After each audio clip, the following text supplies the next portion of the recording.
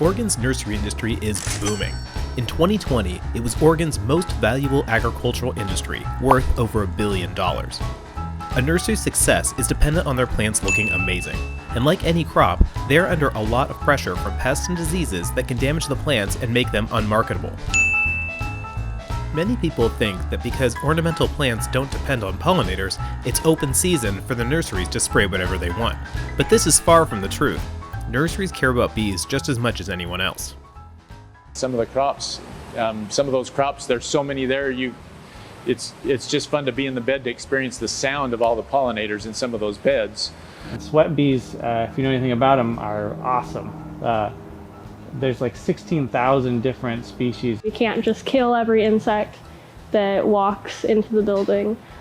Many nurseries make pollinator and beneficial insect protection a key part of their pest management plans. By utilizing some of the fundamental principles of integrated pest management, some nurseries have dramatically reduced their pesticide sprays. Let's take a look at examples from some of the experts across the state about how they use IPM to battle pests. We'll also find out how to begin implementing some IPM techniques into your current pest management plans. So we kind of have always had kind of a mentality here at Monrovia to try and reduce our risk for the people working here, as well as improve quality of plants and make things better for the environment. It is really important for people to have empathy for insects, because whether we like it or not, they are here and they have a purpose. And if all of our insects disappeared, we would have no pollination, no food. Even though they are a pest, they are beneficial to our environment. And just because we want to look at a pretty plant does not mean we get to completely disturb that. These smaller bees that actually do a lot of pollinating as well, especially in fruit trees and stuff. But they're also a lot more sensitive to chemicals, so we need to be real careful about what we spray.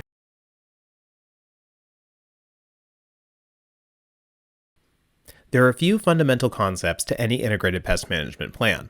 One is scouting and monitoring for pests. By frequently looking for pests and using traps, such as sticky cards, you can know what pests are present and what the populations are over time.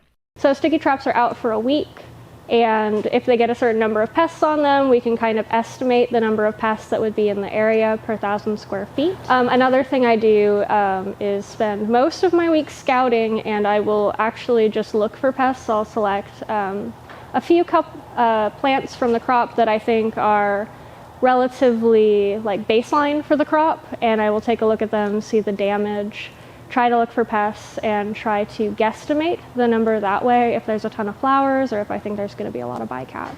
We don't preemptively spray until we see the pests out here, because I don't want to waste chemical, waste labor, or it's a danger to the applicator, to the pollinators, to the whole environment.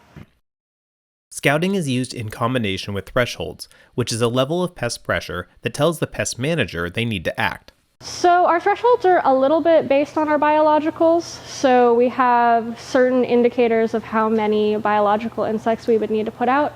And then some of those thresholds vary by pest and how much damage it can do. If it's a chewing insect, the threshold is going to be lower than a sucking insect because the damage is going to be more apparent to the consumer. Thresholds should be based on your goals or your IPM plan. They can be dynamic and based on your management strategy, the time of year, or the pest that you're battling. So we were looking at thresholds and we were like, we need to start earlier, and the numbers that we had before really didn't make a lot of sense with what we were trying to do. They might work chemically, but they didn't really work for predators. So what we did was we had trace, light, medium, and heavy, and we just shifted the whole scale all the way down so that our trace became our heavy, which was a complete change. Yeah. And so we came up with numbers for down below that. So basically now we came up with a threshold that if we detect spider mites, it's a release threshold. And if there's not enough there and they don't start reproducing and building up with the population, when we go back the next time to scout, if they're still there and we don't find predators, then you release again. And so we're just releasing as early on as possible. So if we detect them, we release. Some growers have certain crops where they see a little bit of damage and they just absolutely can't do it, and I have to work with them to try to find something that they're comfortable with and something that I'm comfortable with. Record keeping and scouting reports are also an essential part of any IPM plan. What pests did you see, and when did you see them? What really helped me out was noting everything that I had scouted for on the day, the location, what I sprayed for it, and what the control was like.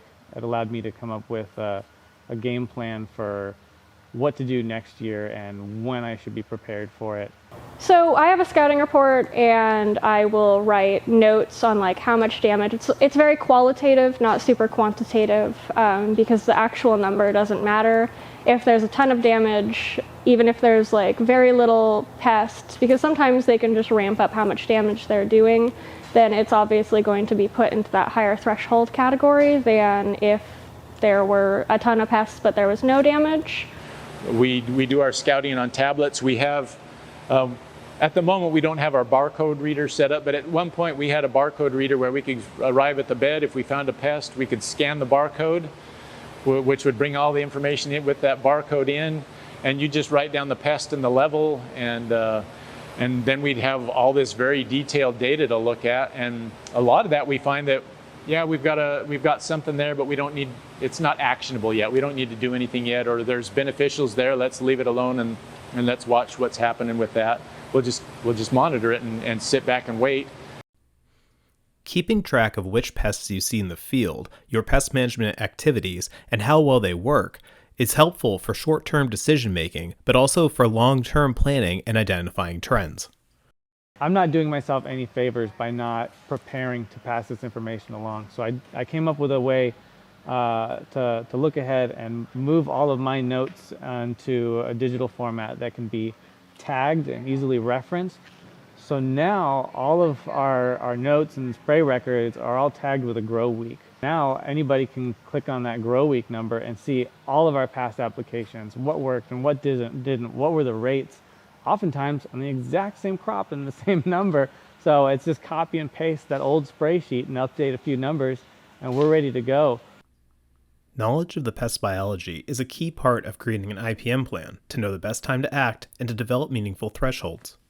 Pests aren't always a problem, and it's dependent on their life stage and dependent on the conditions, because some conditions can cause them to leaf feed or make more young or tear up the flower. If I were unable to identify it and it was on my sticky card and I'm seeing damage I've never seen before, that's when I would go to Google and I would type in keywords on like its identification and see if I could find it, and then read the literature to see what other people are doing, or maybe call a rep to see what other people have done about it.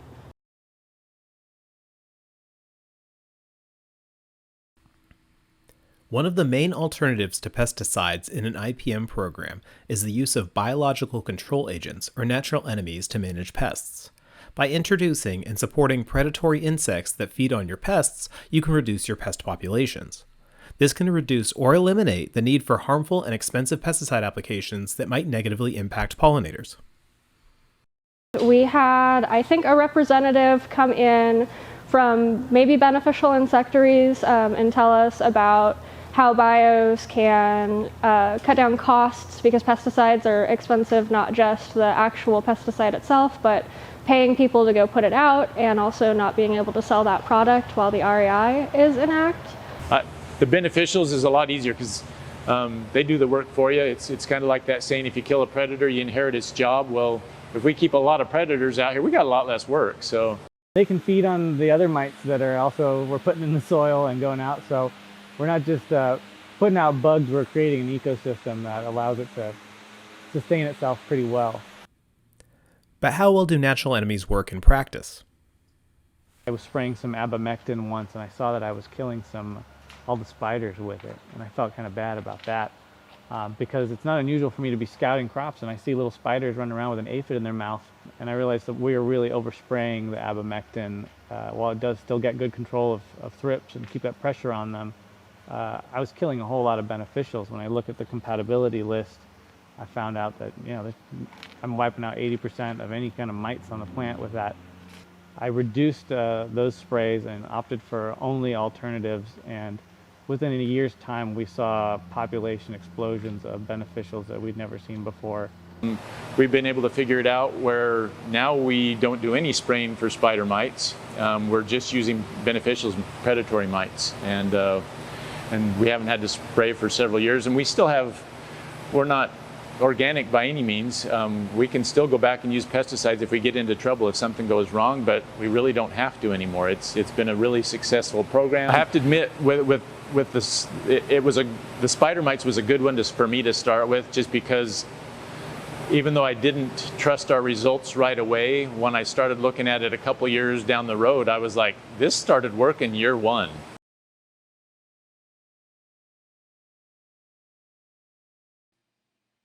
IPM can be complex and overwhelming. How do you start creating an IPM plan from nothing? It's important to start small and to try to incorporate small changes into your existing plan. It's always a challenge to try and fit in what you're currently doing for other pests with one specific program. And so you have to look at things as a whole and not get so focused in sometimes. Once you've looked at everything as a whole, you come back in and look at your detail and go, okay, here's our problem. We've got all these other things going on. What do I need to change to make this successful right here? And you just pick one. Don't get overwhelmed. I've had people that was like, I bought one of everything on the beneficial suppliers list and tried them all, and they spent a lot of money and hardly had any good results, or they couldn't keep track of all the results they had just because it was too much going on. So when I'm making a bio program, I have to think first of the house, the temperature, the layout of the plants, how often they're watering. Then I think about the pest and do research on it and see what I can possibly do to combat it, whether it's bios, a spray, or physical trapping, and then I pick sort of the best option or best set of options for the environment, because the environment is what is the hardest to change. Certain plants need certain amount of water, or they need overhead watering or drip tape, and those are going to limit what I can use as biologicals and also as sprays, because if you're overhead watering and you put a protective spray on, then you're going to be washing that off and it's no longer going to be effective. Knowledge about pests is important, but so is knowing a lot about the beneficials in your system. Learning from and teaching others is also key. So when it comes to protecting pollinators, you need to first learn who your pollinators are and how they come into the crop, what times they come into the crop. And having these records also means that it's easy for me to train other people, and we're actually even developing more tools to make it more simple, where there's simple visual controls posted on the wall that illustrates what to do with these different beneficials that we order, posted in the place where we deploy them. So not only am I passing on the information to our growers, but I'm also enabling them to pass that information on to anybody who's available to help, because sometimes we're really busy. It's like, pick that one thing, knowing your whole program, all the problems that you're very familiar with every year. Pick one of those that you think, I've heard people have success with this, and this is my biggest problem that people have had success with. I'm going to focus on that one right now.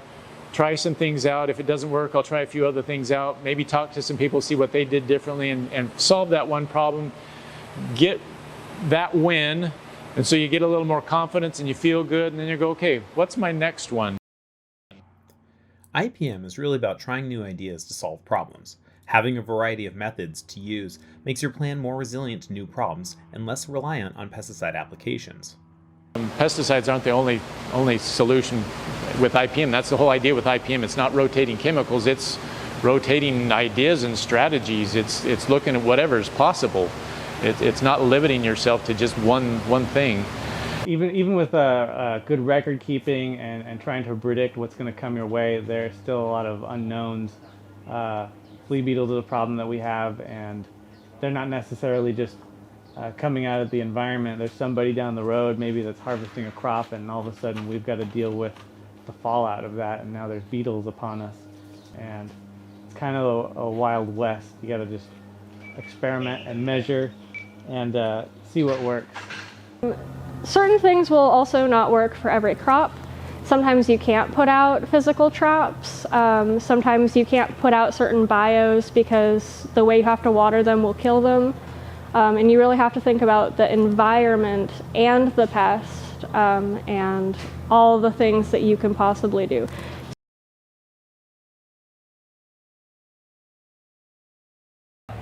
IPM does not necessarily say, oh, you shouldn't be using harsh insecticides, but it's having that threshold where you only use them when it's absolutely necessary. We have to kind of look at what chemicals we can cut back if they're really harsh on our beneficials. And if we can come in with something softer or more focused so that we're not doing harm to the beneficials, that's certainly a place to start. Bees are in the greenhouse. At that point, we really ship the chemicals that we use, or we try to apply things at night in the form of a fog. That's especially nice because people are kind of hands off. Or like we have in this house right now, there's a lot of stuff on drip. Applying things through the drip, a drench, is really wonderful. You're not coming into close contact with the chemical, and it's doing long-term control in the plant itself.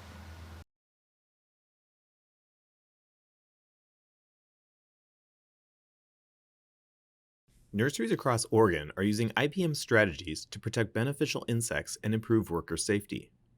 Scouting and monitoring help to identify key pests. Action thresholds dictate when to take action and should be based on your goals and IPM plan. Record keeping is essential for identifying patterns and knowing what worked and what didn't. Knowing about the biology of both pests and beneficials allows you to make the right decisions about management.